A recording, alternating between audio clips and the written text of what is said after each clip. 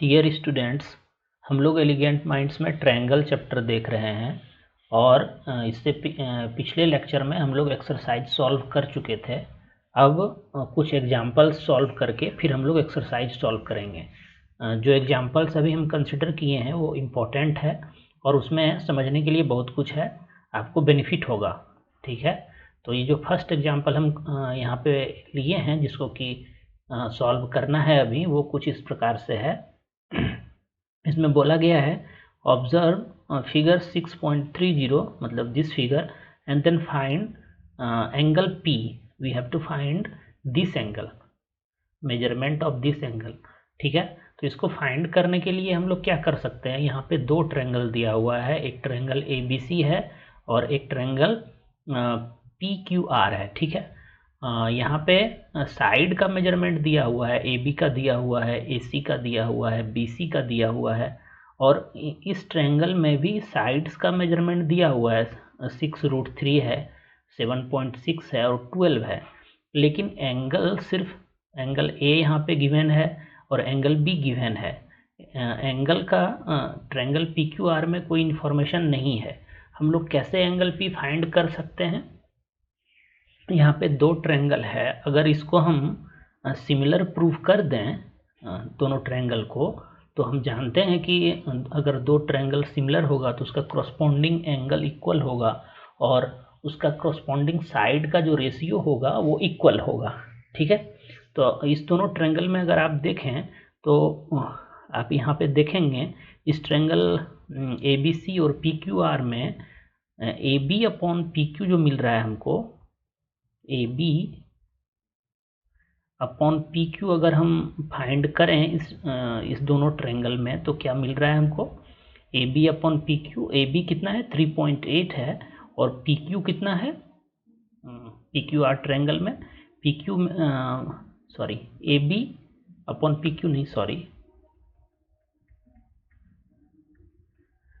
AB upon RQ आप देखिए। ठीक है, AB अपॉन RQ, AB का मेजरमेंट 3.8 दिया हुआ है और PQ का जो दिया हुआ है मेजरमेंट वो 7.6 यूनिट दिया हुआ है। ठीक है, ये क्या आ रहा है हमारा, इसका रेशियो क्या आ रहा है, 1/2 आ रहा है।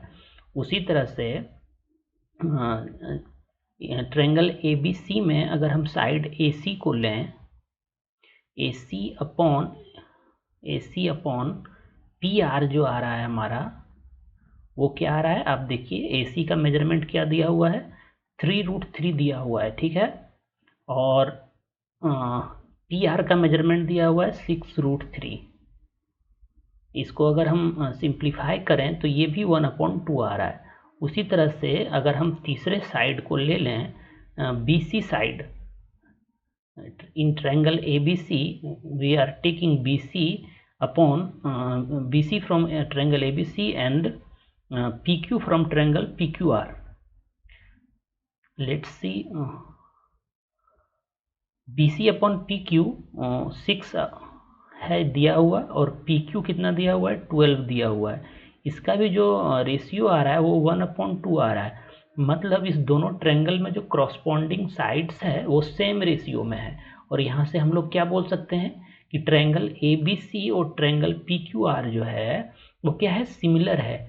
लेकिन जब हम लोग सिमिलर लिख रहे होते हैं ट्रायंगल को तो हम क्रॉसपॉन्डिंग साइड्स को लिखते हैं। जैसे अगर ट्रायंगल ABC लें हम, triangle ABC similar to triangle PQR जब हम लिखेंगे तो AB साइड का जो क्रॉसपॉन्डिंग साइड होगा उसी को हम यहाँ पे लिखेंगे।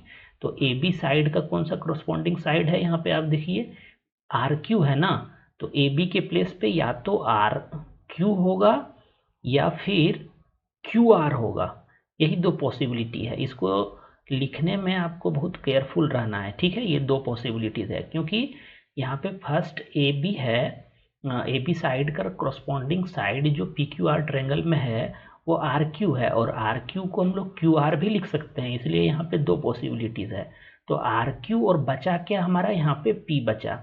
मतलब जब हम ये सिमिलर ट्रायंगल को डिनोट कर रहे होंगे इस प्रकार से, तो हमारे पास ABC is similar to R Q P हो सकता है या A B C similar to Q R P हो सकता है, लेकिन हमको चेक कर लेना होगा, ये वेरीफाई कर लेना होगा कि ट्रायंगल ए बी सी का और पी क्यू आर का जो क्रॉसपोंडिंग साइड्स है वो सेम मैनर में लिखा हुआ होना चाहिए।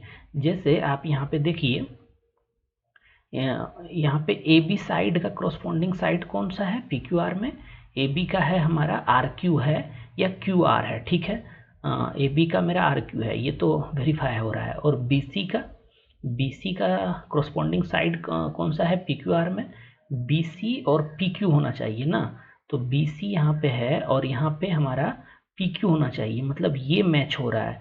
और थर्ड हम ए सी अगर लेते हैं तो ए सी का यहाँ पे क्रॉसपोंडिंग साइड कौन है, ए सी यहाँ पे हमारा ये है और इसका क्रॉसपोंडिंग साइड पी आर है, मतलब पी आर हो सकता है या आर पी हो सकता है। तो आर पी ये मैच कर रहा है, ये मैच नहीं कर रहा है, ये मैच कर रहा है, ये मैच नहीं कर रहा है, तो इसको हम नहीं ले सकते हैं। जब इसको हम लिख रहे होते हैं ना, यहाँ पे बहुत केयरफुल रहने का ज़रूरत है। ये आपको वेरीफाई करके देख लेना होगा कि हम किस प्रकार से लिखें कि हमारा जो क्रॉसपोंडिंग साइड्स है या क्रॉसपोंडिंग एंगल है वो सेम फैशन में या सेम मैनर में आए यहाँ पे। तो हम लोग इस तरह से लिख सकते हैं इसको, triangle A B C similar to triangle R Q P. अगर आप इसका ऑर्डर चेंज कर देंगे तो गलत हो जाएगा, ठीक है, ये आपको ध्यान रखना है, ये इसी ऑर्डर में होना चाहिए, ठीक है। ये हम आपको समझा चुके हैं। और यहाँ पे इसका आपका रीजन आपको मेंशन करना चाहिए कि किस रीजन से ये ट्रायंगल सिमिलर हुआ। तो यहाँ पे हम लोग एक थ्योरम है साइड साइड साइड बोल के, जो है हमारा क्राइटेरिया दो ट्रायंगल का सिमिलर होने का। तो ये साइड साइड साइड, क्योंकि साइड का जो रेशियो है वो सेम आ रहा है, तो हम साइड साइड साइड सिमिलरिटी से हम इस दोनों ट्रायंगल को सिमिलर बोल रहे हैं, ये आपको मेंशन कर देना है यहाँ पे। अब जब ये दोनों ट्रायंगल सिमिलर हो गया तब फिर हम यहाँ पे क्या होगा, इसका क्रॉसपोंडिंग एंगल्स भी इक्वल होगा, मतलब एंगल ए के इक्वल कौन सा एंगल होगा, एंगल ए के इक्वल एंगल आर होगा। इसको भी सेम ही ऑर्डर में लेना है, नहीं तो आपका गलत हो जाएगा, ठीक है। और एंगल बी के इक्वल क्या होगा, एंगल बी के इक्वल होगा एंगल क्यू, ठीक है। उसी तरह से एंगल सी के इक्वल कौन सा होगा, एंगल सी के इक्वल होगा हमारा एंगल पी, ठीक है। अब देखिए, अब यहाँ से हमको मिल रहा है, मतलब एंगल बी के इक्वल कौन सा है, यहाँ से आपको देखना है एंगल ए के इक्वल एंगल आर होगा। पहले तो इसको आपको करेक्ट ऑर्डर में लिखना है, अगर ये लिखने में आप गलती कर देंगे तो आपका पूरा जो प्रोसेस है वो गलत हो जाएगा, ठीक है। तो हम आपको बता चुके हैं कैसे इसको सही तरीके से लिखा जा सकता है। उसके बाद अगर दो ट्रायंगल सिमिलर हो गया तो फिर उसका क्रॉसपोंडिंग एंगल भी इक्वल होगा।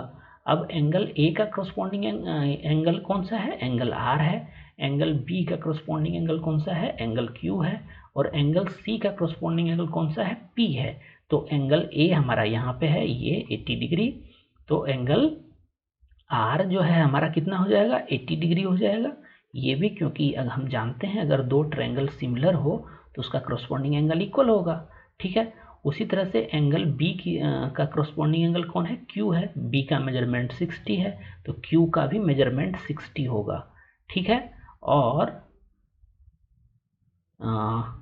एंगल सी का मेजरमेंट नहीं दिया हुआ है, सी का क्रॉसपोंडिंग एंगल कौन सा होगा, एंगल पी होगा। और हमको यही एंगल पी फाइंड करना था, जिसको जब हमारे इस ट्रायंगल में दो एंगल पता है तो तीसरा एंगल फाइंड करना बहुत ही आसान है। इसको फाइंड करने के लिए क्या कर सकते हैं हम लोग, सिंपली एंगल सम प्रॉपर्टी लगा देंगे। तो एंगल पी इक्वल टू, अगर हम यहाँ लिखें एंगल पी इक्वल टू क्या हो जाएगा, 180 डिग्री माइनस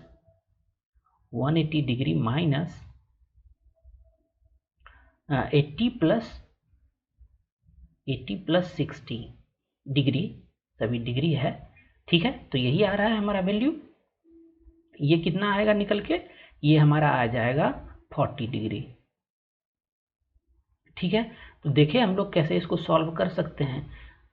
एंगल पी का वैल्यू हमारा 40 डिग्री आ रहा है। आपको ये क्या ध्यान में रखना है कि जब आप सिमिलरिटी लिख रहे होते हैं तो इसी ऑर्डर में करस्पॉन्डिंग साइड का करस्पॉन्डिंग साइड ही होगा और करस्पॉन्डिंग एंगल का करस्पॉन्डिंग एंगल ही होगा। अगर करस्पॉन्डिंग साइड्स का रेशियो सेम है तो उसका करस्पॉन्डिंग एंगल इक्वल होगा, अगर करस्पॉन्डिंग एंगल इक्वल है तो उसका करस्पॉन्डिंग साइड का रेशियो सेम होगा। ठीक है, ये प्रॉब्लम अच्छा था और हम लोग इसको सॉल्व भी कर चुके हैं। अब नेक्स्ट प्रॉब्लम जो लिए हैं वो और भी अच्छा है। ये एग्जाम्पल 7 है आपके बुक में और यहाँ पे बोला क्या गया है कि एक गर्ल ऑफ हाइट 90 सेंटीमीटर, इस गर्ल का जो हाइट है वो 90 सेंटीमीटर है।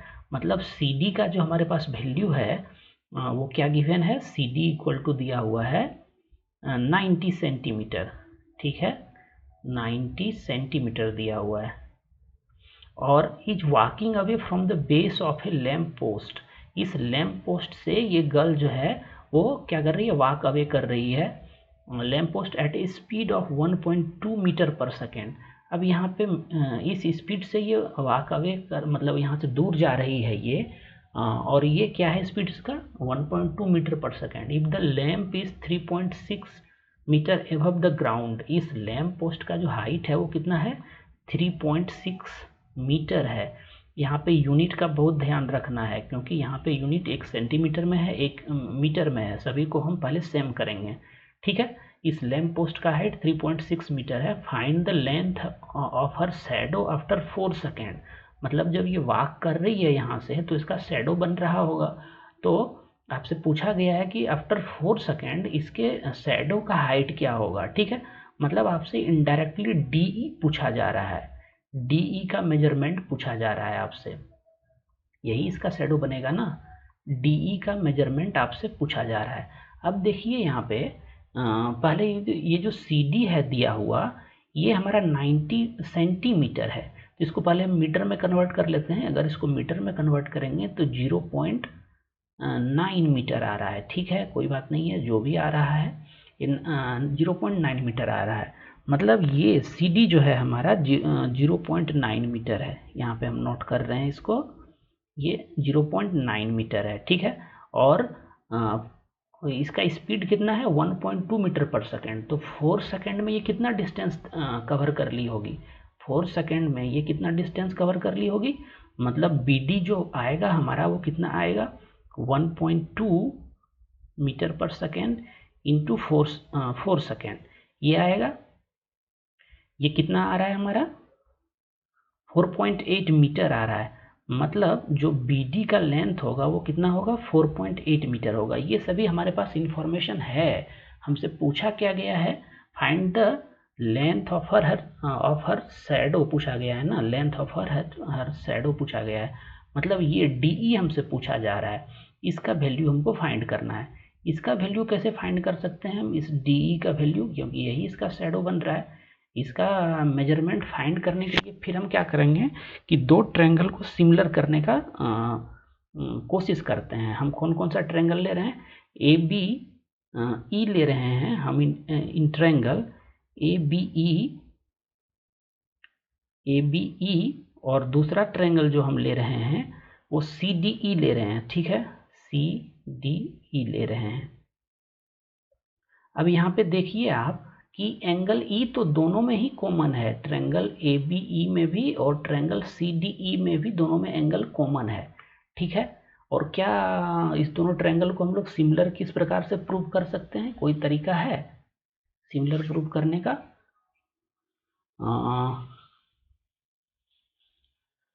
ये हमसे पूछा गया है, लेंथ है हमारे पास। हाँ, हमारे पास एक तरीका है जहाँ से कि हम इस दोनों ट्रायंगल को सिमिलर प्रूव कर सकते हैं। ये जो लैम्प पोस्ट है ये वर्टिकली अपवर्ड है, मतलब ये 90 डिग्री है गिवन आपको। ठीक है, ये 90 डिग्री है और ये गर्ल जो है ये भी वर्टिकली स्टैंड कर रही है, तो इसका भी जो ये एंगल होगा इसके साथ 90 डिग्री होगा। और ये एंगल ई तो दोनों में कॉमन है, दोनों ट्रायंगल में, इस दोनों ट्रायंगल में कॉमन है। तो हम लोग क्या लिख सकते हैं यहाँ पे, ट्रायंगल ए बी ई। अब देखिए यहाँ पे जो हम लिखने जा रहे हैं, दोनों ट्रायंगल को जो सिमिलर लिखने जा रहे हैं वो किस क्राइटेरिया से लिखने जा रहे हैं? एंगल एंगल एंगल क्राइटेरिया से लिखने जा रहे हैं ना, क्योंकि जब दो एंगल सेम हो गया किसी दो ट्रायंगल का, तो तीसरा एंगल तो सेम होगा ही होगा, क्योंकि हम जानते हैं कि तीनों एंगल का जो सम होता है किसी भी ट्रायंगल में वो 90 डिग्री होता है। तो एंगल ई तो कॉमन है दोनों ट्रायंगल में, इस दोनों ट्रायंगल में एंगल ई कॉमन है, तो ई के प्लेस पे हम ई लिख रहे हैं। ठीक है, मतलब एंगल ई का करस्पॉन्डिंग एंगल कौन सा है दूसरे ट्रायंगल में? एंगल ई ही है। और एंगल बी का करस्पॉन्डिंग एंगल कौन सा है? डी है। तो बी के प्लेस पे हम डी लिखेंगे, अगर कोई दूसरा हम लिख दिए तो गलत हो जाएगा। अब बचा क्या इसमें? सी बचा है, तो अब यहाँ पे सी लिखेंगे। आपको इसी तरह से फॉलो करना है, नहीं तो आप अगर गलत ऑर्डर में लिख देंगे तो आपका कैलकुलेशन गलत हो जाएगा। ठीक है, तो हम ये दोनों ट्रायंगल को सिमिलर देख रहे हैं, और ये किस क्राइटेरिया से सिमिलर होगा? एंगल एंगल एंगल क्राइटेरिया से, क्योंकि दोनों ट्रायंगल का जो एंगल है, करस्पॉन्डिंग एंगल है, वो सेम आ रहा है। तो आपको ये मेंशन करना है यहाँ पे। अब जब ये दोनों ट्रायंगल सिमिलर हो गया तो इसका करस्पॉन्डिंग साइड्स का रेशियो जो होगा वो सेम होगा, मतलब A B upon C D जो होगा वो इक्वल टू किसके होगा? बीई अपॉन डीई के इक्वल होगा। ठीक है, और फिर एक और बचा हुआ है एई अपॉन किसके? एई अपॉन सीई, ये होगा करस्पॉन्डिंग साइड्स का रेशियो सेम आएगा, क्योंकि जब दोनों ट्रायंगल सिमिलर हो गया तो करस्पॉन्डिंग साइड्स का रेशियो भी सेम होगा। अब हमारे पास क्या है? ये है और ये है, ये है और ये हमको फाइंड करना है, तो इसको हम एक्स लेट कर लेते हैं। ये जो हमको फाइंड करना था डीई, इसको एक्स लेट कर लेते हैं। हमको इस साइड से कोई मतलब नहीं है। ठीक है, तो हम इसको नहीं लेंगे, हम इस दोनों को लेकर के चलेंगे, और हमको जो फाइंड करना है वो मिल जाएगा। आप देखिए ए बी का मेजरमेंट क्या दिया हुआ है आपको? 3.6 दिया हुआ है, 3.6 मीटर दिया हुआ है। ठीक है, और सी डी का कितना मेजरमेंट दिया हुआ है? 0.9 मीटर दिया हुआ है। अब अगर यहाँ पे यूनिट डिफरेंट रहता तो आपका कैलकुलेशन गलत हो जाता और आपका आंसर भी नहीं आता। और बीई कितना दिया हुआ है? बीई पता नहीं है हमको। ठीक है, बीई क्या लिख सकते हैं हम लोग? 4.8 प्लस एक्स लिख सकते हैं। तो बीई के प्लेस पे 4.8 मीटर प्लस एक्स हम इस तरह से लिख सकते हैं यहाँ पे। और दूसरा क्या बचा हुआ है हमारे पास? डीई तो हमको फाइंड ही करना है, मतलब ये एक्स होगा। डीई तो एक्स माने हैं। अगर हम एक्स का वैल्यू फाइंड कर लें तो हमारा जो प्रॉब्लम है वो सॉल्व हो जाएगा, क्योंकि एक्स का ही वैल्यू फाइंड करना था। अब आप देखिए इसको क्या करते हैं ना, सिंप्लीफाई करने के लिए कि 10 से हम हर एक को मल्टीप्लाई कर देते हैं। अगर इसको 10 से मल्टीप्लाई करने की ज़रूरत नहीं है, आप सिंपली इसको डिवाइड कर दीजिए, तो ये आपका 4 आ जाएगा लेफ्ट हैंड साइड में। ये 4 आ गया, और इधर क्या मिलेगा आपको? इधर मिलेगा आपको 4.8। अगर इसको सॉल्व करेंगे तो 4.8 अपॉन एक्स मिलेगा यहाँ पे, और यहाँ क्या मिलेगा? 1 मिलेगा आपको। ठीक है, अब अगर आप 1 को इधर लेते आएंगे तो 4.8 अपॉन एक्स इक्वल टू कितना आ रहा है हमारा? 3 आ रहा है। यही आ रहा है ना, इसी को हम सॉल्व करते हुए आगे बढ़ रहे हैं, और x का वैल्यू हमको फाइंड करना है। अगर आप यहाँ देखेंगे तो x का वैल्यू क्या आ रहा है? x का वैल्यू आ रहा है 4.8 अपॉन 3। ठीक है, ये कितना आ रहा है? 1.6 आ रहा है। तो ये 1.6 मीटर जो है इसका क्या होगा? इसका शैडो का जो लेंथ होगा वो कितना होगा? 1.6 मीटर। ठीक है, 1.6 मीटर होगा। ठीक है, तो इस तरह से आप इसको सॉल्व कर सकते हैं। तो इस दोनों ट्रायंगल को सिमिलर करके आप इसके शैडो का जो लेंथ होगा वो आप फाइंड कर सकते हैं। ठीक है, देख लेते हैं आपका आंसर बुक में जो सॉल्व किया है कितना दिया है? 1.6 दिया है क्या? हाँ, 1.6 ही आया है। ठीक है, तो इस प्रकार से आप इसको सॉल्व कर सकते हैं। ये इंटरेस्टिंग प्रॉब्लम था, और इसको हम कैसे सॉल्व किए? ये दो ट्रायंगल को, एक ट्रायंगल ये ए बी ई पूरा होल ट्रायंगल ले लिए, और एक छोटा ट्रायंगल ये ले लिए। इस दोनों को सिमिलर कर दिए हम एंगल एंगल एंगल प्रॉपर्टी से, और उसके बाद इसका करस्पॉन्डिंग साइड्स का जो रेशियो है वो सेम होगा। हमको सिर्फ इसी दोनों का ज़रूरत है, इसका ज़रूरत नहीं है, लेकिन होगा ये भी, लेकिन इसका ज़रूरत हमको है नहीं। और इसके लेंथ को हम x सेलेक्ट कर लिए, और जो BE आया हमारा, BE जो यहाँ पे आया है वो कितना आया है 4.8, क्योंकि BE कहाँ से कहाँ तक है, BE यहाँ से यहाँ तक है, और BD जो है हमारा 4.8 है, और इसको x सेलेक्ट किए थे, तो यहाँ पे अब 4.8 प्लस x होगा इसका। ठीक है, तो ये हम ले करके रेशियो जो सेम आया साइड्स का, करस्पॉन्डिंग साइड्स का, उसके हेल्प से x का वैल्यू फाइंड कर लिए। ठीक है, अगर मेरे लेक्चर से आपको कुछ बेनिफिट हो रहा है तो आप एलिगेंट माइंड्स को सब्सक्राइब कर सकते हैं और हमको मोटिवेट कर सकते हैं, ताकि हम आपके लिए और भी इस तरह का वीडियो बना सकें। ठीक है, अभी के लिए बस इतना ही, फिर हम लोग मिलेंगे नेक्स्ट लेक्चर में। Thanks for watching elegant minds.